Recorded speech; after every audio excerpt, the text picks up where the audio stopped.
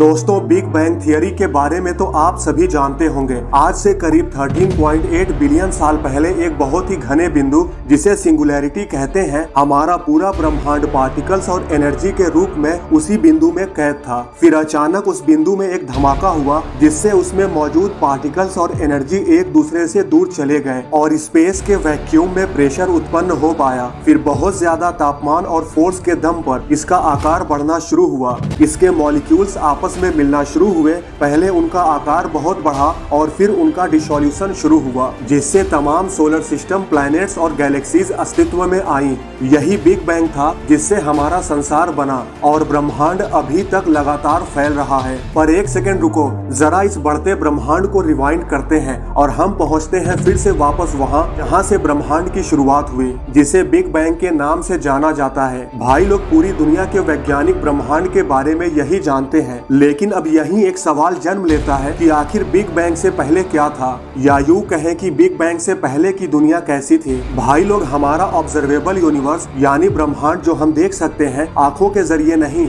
बल्कि cosmic microwave background radiation के जरिए, जो कि 93 बिलियन लाइट ईयर्स में फैला हुआ है। इसमें इतना सारा मैटर भरा हुआ है कि कैलकुलेट कर पाना भी नामुमकिन लगता है। साइंटिस्ट अब जब मानते हैं कि हमारा पूरा ब्रह्मांड एक सिंगुलैरिटी यानी एक छोटे से बिंदु में विस्फोट के होने से हुआ है, तो फिर आखिर इतनी सारी चीजें या यूं कहें इतने सारे मैटर एक छोटे से बिंदु में कैसे आ सकते हैं। भाई लोग, महान वैज्ञानिक स्टीफन हॉकिंग का मानना था बिग बैंग के बाद न सिर्फ इस ब्रह्मांड का जन्म हुआ बल्कि समय का भी जन्म हुआ। बिग बैंग के पहले समय का कोई अस्तित्व ही नहीं था। इसका मतलब यह है कि बिग बैंग से पहले न ही कोई ब्रह्मांड था, न ही कोई फिजिक्स के लॉज। पर भाई लोग, क्या आपको इससे ये संतुष्टि मिलती है कि बिग बैंग से पहले कुछ भी नहीं था? जो कुछ भी मौजूद है इस ब्रह्मांड में वो बिग बैंग के बाद ही बना है। पर भाई लोग, अगर आपने थर्मोडायनेमिक्स के लॉज को पढ़ा हो तो आपको पता होगा कि थर्मोडायनेमिक्स का सेकंड लॉ कहता है कि बिना किसी चीज के किसी नई चीज का बनना इम्पॉसिबल है। मतलब अगर कोई ऐसी चीज मौजूद ही नहीं थी यानी कुछ था ही नहीं, तो बिग बैंग से ब्रह्मांड का निर्माण हुआ कैसे? जरूर कुछ न कुछ बिग बैंग से पहले मौजूद रहा होगा, जिसकी वजह से बिग बैंग के धमाके से आज का ये हमारा ब्रह्मांड अस्तित्व में आया। अब इस हिसाब से देखें तो स्टीफन हॉकिंग की थियरी बिग बैंग के पहले और बाद की कंडीशन के बीच कोई मैथमेटिकली लिंक नहीं बताती। अब अगर देखा जाए तो इसमें और भी कुछ हो सकता है। भाई लोग, अगर देखें तो हमारा ब्रह्मांड बिग बैंग के बाद से लगातार फैल रहा है और प्रेजेंट टाइम में भी इसका विस्तार हो रहा है, यहाँ तक कि हमारा ब्रह्मांड लाइट की स्पीड से भी तेज फैल रहा है। अब यहाँ पर समस्या ये आती है, अगर हमारा ब्रह्मांड अरबों और अरबों वर्षों तक फैलता रहता है तो हो सकता है किसी समय ये इतना ज्यादा बढ़ सकता है कि उसकी सारी एनर्जी खत्म हो जाएगी और ब्रह्मांड का अंत हो जाएगा और फिर से दोबारा एक नए ब्रह्मांड का जन्म होगा। पर भाई लोग, हम घूम फिरकर फिर से वहीं पर आ गए कि आखिर हमारे ब्रह्मांड के जन्म से पहले क्या था। अगर हमारे ब्रह्मांड के बनने से पहले कोई ब्रह्मांड खत्म हुआ होगा, मतलब उसमें मौजूद सारी चीजें खत्म हो गई होंगी, तो फिर हमारे ब्रह्मांड के जन्म के समय इतने सारे पार्टिकल्स और मटेरियल्स और इतनी सारी एनर्जी कहां से आई? लेकिन भाई लोग, एक थियरी है जो अभी तक दी गई थियरी से बिल्कुल हट के है, जिसे वैज्ञानिक बिग बाउंस कहते हैं। ये थियरी बिग बैंग और बिग क्रंच का मेल है। अब भाई लोग, बिग बैंग तो आप जान ही चुके हैं, तो अब ये जानते हैं कि बिग क्रंच क्या होता है। दोस्तों, बिग क्रंच तब होता है जब ब्रह्मांड का विस्तार उल्टा हो जाता है और ब्रह्मांड का दी एंड हो जाता है।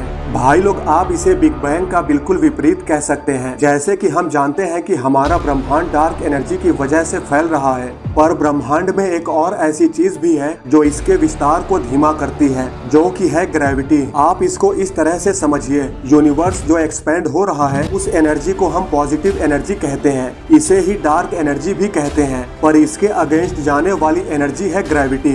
ये ग्रेविटी आपस में चीजों को अट्रैक्ट करती है, तो ग्रेविटी एक तरह की नेगेटिव एनर्जी है जो ब्रह्मांड के विस्तार को स्लो कर रही है। हो सकता है ग्रेविटी एक समय डार्क एनर्जी पर हावी हो जाए और ब्रह्मांड फैलने के बजाय धीरे धीरे सिकुड़ना शुरू कर दे, और एक समय ऐसा आए ब्रह्मांड सिकुड़कर एक बिंदु में आ जाए और फिर इस बिंदु में एक विस्फोट हो जिससे एक नए ब्रह्मांड का जन्म हो। और अगर ये संभावना सही है तो ये पहले भी हो चुका होगा। हमारा वर्तमान ब्रह्मांड किसी पुराने ब्रह्मांड के सिकुड़ने और उसमें विस्फोट होने के बाद बना हो और ये सिलसिला अनंत रूप से चलता रहे। पर भाई लोग, बिग क्रंच थियरी भी ये साबित नहीं करती है कि सबसे पहले जो ब्रह्मांड बना होगा वो कैसे बना होगा। अब भाई लोग, बढ़ते हैं अपने टॉपिक बिग बाउंस की तरफ। तो भाई लोग बिग बाउंस थियरी ये कहती है कि हमारा ब्रह्मांड एक साइकिल फॉलो करता है, जो कि है एक्सपेंशन यानी फैलना और कॉन्ट्रैक्शन यानी सिकुड़ने का साइकिल। इसमें यूनिवर्स एक निश्चित फैलाव के बाद सिकुड़ना शुरू हो जाता है और एक निश्चित लिमिट तक ही सिकुड़ता है और उस लिमिट के बाद ये फिर से फैलना शुरू कर देता है। यानी ये किसी बिंदु तक नहीं पहुंचता, बल्कि एक लिमिट तक सिकुड़कर फिर से बाउंस हो जाता है और फैलने लगता है। पर भाई लोग इसमें एक समस्या है और वो ये है कि यूनिवर्स एक्सपैंड होता है, फिर कॉन्ट्रैक्ट होता है और फिर एक्सपैंड होता है और फिर कॉन्ट्रैक्ट होता है। यही साइकिल लगातार चलते रहता है। पर एक सवाल जिसका जवाब इस थियरी के पास है ही नहीं कि आखिर जब पूरा यूनिवर्स सिकुड़ता है तो ये किसी इनफाइनाइट पॉइंट या यूं कहें सिंगुलैरिटी तक सिकुड़ने से खुद को कैसे बचाता है। ये खुद अपनी ही ग्रेविटी से कोलैप्स होकर खुद को ही डिस्ट्रॉय क्यों नहीं करता, जैसे बिग क्रंच थियरी में होता है। इसी बिग क्रंच थियरी को बिग बाउंस थियरी कभी एक्सप्लेन ही नहीं कर पाई। पर भाई लोग इस थियरी के साथ एक दिक्कत है। इनफैक्ट यही थियरी ही नहीं बल्कि सभी थियरीज के साथ दिक्कत है। ये सभी थियरीज इस सवाल का जवाब नहीं देती हैं कि सबसे पहले जो ब्रह्मांड बना होगा आखिर वो कैसे बना होगा। मतलब हम फिर से वहीं पहुंच गए जहां से हम चले थे। अब भाई लोग फिलहाल ऐसी कोई थियरीज अभी नहीं है जो इस सवाल का जवाब दे सके कि आखिर बिग बैंग से पहले क्या था। हमने ये तो देखा है ब्लैक होल में फिजिक्स के लॉज काम नहीं करते और बिग बैंग के पहले भी फिजिक्स के लॉज का कोई अस्तित्व नहीं था। तो अगर हम ये जान सके कि फिजिक्स के लॉज किस कंडीशन में टूटते हैं और क्या होता है जब ये लॉज टूटते हैं, तो हम इस सवाल के जवाब को जानने के काफी नजदीक पहुंच जाएंगे, जिसकी तलाश हम कर रहे हैं। दोस्तों आज के लिए बस इतना ही। अगर आपको ये वीडियो पसंद आई हो तो कमेंट सेक्शन में जरूर बताएं और ऐसी ही इंटरेस्टिंग वीडियो देखने के लिए हमारे चैनल को सब्सक्राइब करना न भूलें।